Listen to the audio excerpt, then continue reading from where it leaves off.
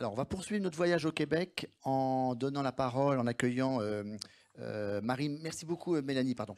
Mais peut-être qu'il y aura une ou deux questions après sur toi ou sur Marine.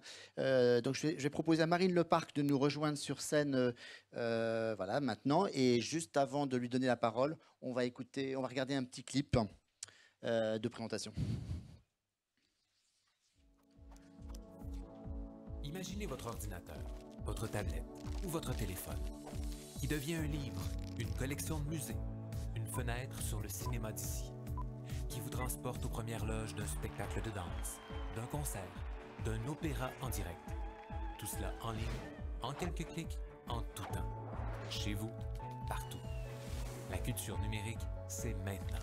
Le plan culturel numérique du Québec. Créer, innover, diffuser.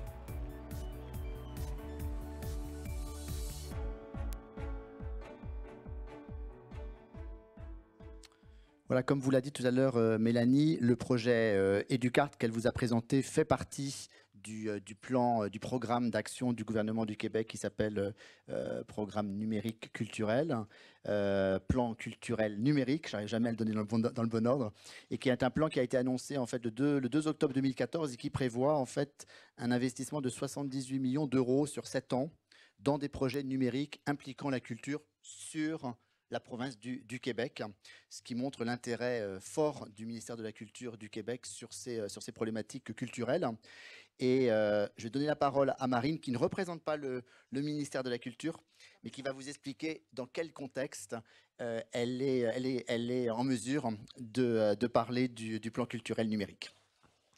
Merci. Merci à Click pour l'invitation.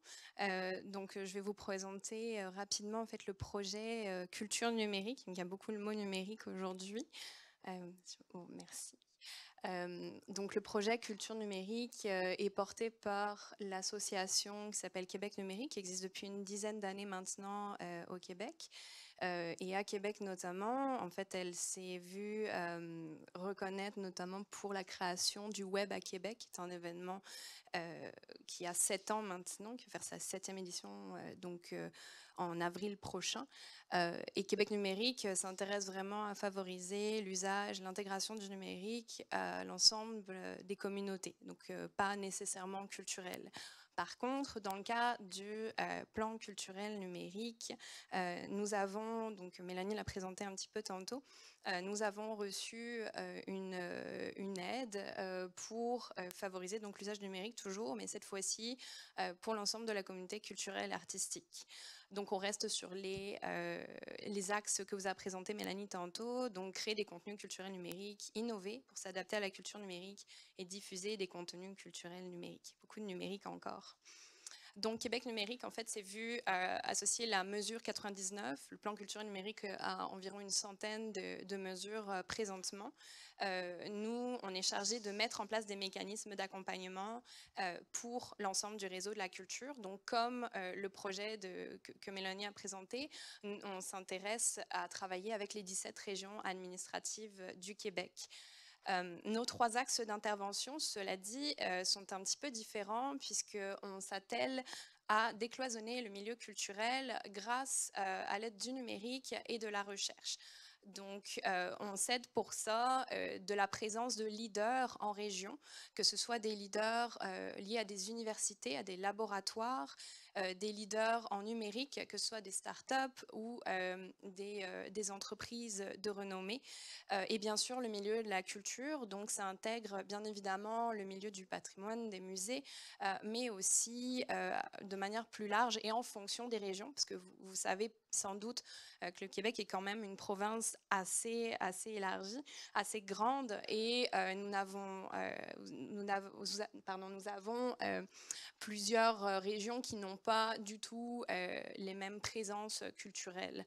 Donc, si vous allez en Gaspésie, vous n'aurez pas forcément la même proposition qu'à Montréal. Donc, nous, on joue avec ça, mais toujours en cherchant les leaders de ces domaines. Et bien sûr, on compte aussi sur les acteurs locaux et régionaux qui sont en région et qui favorisent l'animation de la communauté. Donc, rapidement, je vais vous présenter les 5 axes sur lesquels nous travaillons. Donc, la raison pour laquelle ma présentation est rapide aujourd'hui, c'est parce que notre projet n'a que 4 mois d'existence.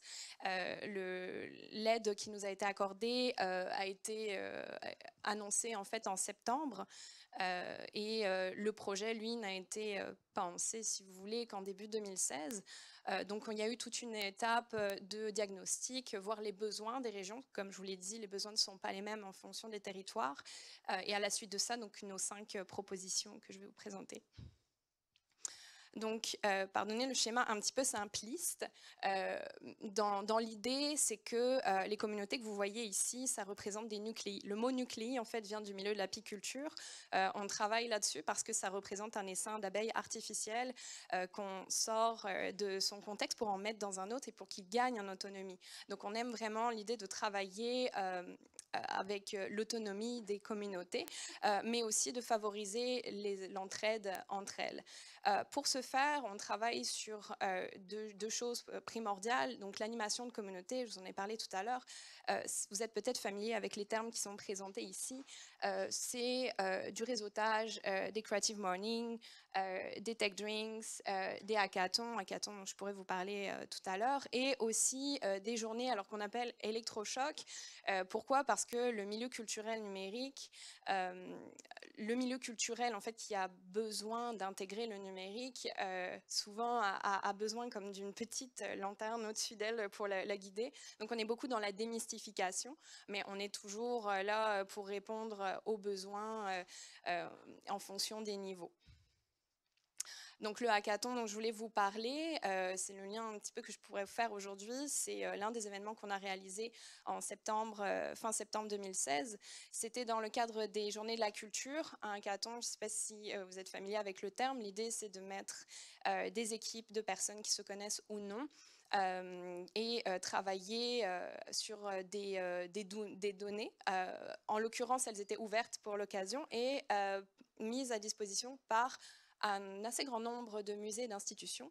Je pourrais citer la Ville de Québec, le Musée des Beaux-Arts de Québec, le Musée d'art contemporain, qui chacun ont mis à disposition de toutes les équipes des données qui ont permis d'être utilisées pour la création de prototypes, donc en l'espace seulement de 3 jours. Donc c'est un projet qui nous tient vraiment à cœur. Parce que ça permet vraiment de croiser les compétences, que ce soit culturelles, numériques, de recherche. On a des publics qui sont extrêmement différents. Ça peut être des étudiants, ça peut être aussi des artistes, des jeunes professionnels ou même des moins jeunes. Je tenais à souligner aussi l'accompagnement professionnel par le lab culturel. Lab culturel, c'est un lab en fait qui permet l'accompagnement professionnel de l'équipe gagnante. Ça nous permet vraiment de travailler sur le prototype que les équipes ont fait. Donc, on accompagne cette équipe à mener à bien leur projet, que ce soit en vue d'une professionnalisation ou d'un accompagnement dans la vue d'une collaboration avec institutions ou entreprises. Un exemple maintenant d'un nucléi, donc ce qu'on appelle nucléi, donc les communautés, les pôles culturels numériques au Québec. Je vais vous donner l'exemple du Bas-Saint-Laurent, qui est une région un petit peu plus au nord, qui donc suit le fleuve au Québec. Dans cette communauté-là, on a des gestionnaires de musées, des gestionnaires de conseils régionaux culturels, des professeurs, des artistes. Donc vous voyez, encore ici, on essaye de mélanger un maximum les profils pour que les actions qui en ressortent soient les plus bénéfiques pour les communautés. Donc en l'occurrence, il y a des petites activités de réseautage qui sont créées, bien sûr, et notamment cette année, la première édition de Muséomix, qui, je n'en doute pas, vous est familier.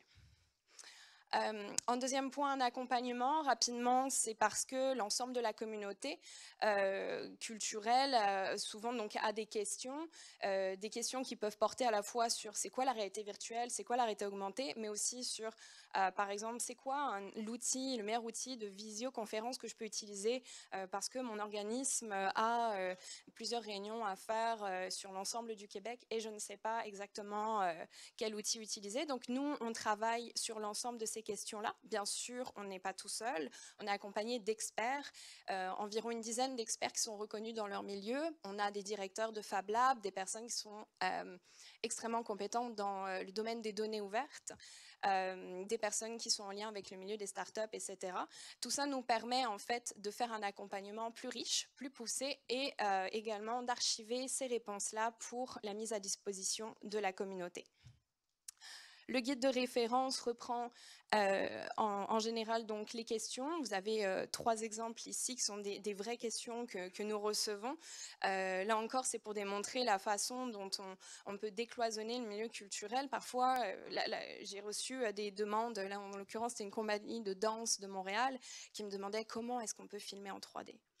Alors, je ne sais pas si ça vous fait écho, mais comment filmer en 3D, ça peut vouloir tout dire et rien en même temps. Donc là, dans ces cas-là, ce que Québec numérique offre, c'est un accompagnement pour démystifier un petit peu ce que c'est que le numérique, mais surtout savoir pourquoi. Pourquoi est-ce qu'ils veulent l'utiliser? Et dans le cadre du plan culturel numérique, notre approche, c'est surtout de mettre en relation ces demandes-là, les personnes qui portent ces demandes-là avec les bonnes institutions, les bons centres culturels qui vont pouvoir les amener. Donc finalement, on se positionne vraiment comme intermédiaire. Un petit point sur une cartographie des expertises numériques que nous allons présenter en avril prochain. Donc encore une fois, je rappelle, ce projet n'a que 4 mois d'existence, donc je vous remercierai d'être conciliant avec les informations. Mais l'idée est de présenter les expertises, les compétences numériques de chacun des acteurs, donc présents dans chacune des communautés des 17 régions administratives du Québec. Donc vous voyez qu'en fait, nous avons plusieurs outils, des outils humains d'animation, de formation, mais aussi des outils numériques, des plateformes qui nous permettent vraiment d'interrelier toutes ces communautés entre elles. Et enfin, un événement qui est très proche de ce que nous vivons aujourd'hui ensemble, c'est le Forum des innovations culturelles. Je vous avouerai que je vais m'inspirer. Donc le 3 avril prochain, dans le cadre de la semaine numérique, je vais vous parler brièvement de la semaine numérique. C'est la 2e édition cette année. Certains peut-être connaissent le printemps numérique à Montréal. La semaine numérique, elle, travaille sur l'ensemble des domaines qui sont touchés par le numérique. On a des événements, par exemple, sur le milieu des assurances, femmes et numérique, etc., mais propose de plus en plus une approche culturelle et numérique. Donc, ce sera en avril prochain. Et les parcours que nous proposons sont des différents niveaux d'imprégnation, un petit peu comme quand vous allez sur les pistes de ski, là encore, pour favoriser la collaboration, la co-création entre les milieux. Donc, pas nécessairement des personnes qui soient que du milieu muséal, institutionnel, mais aussi des artistes, des chanteurs, des danseurs, des artistes peintres.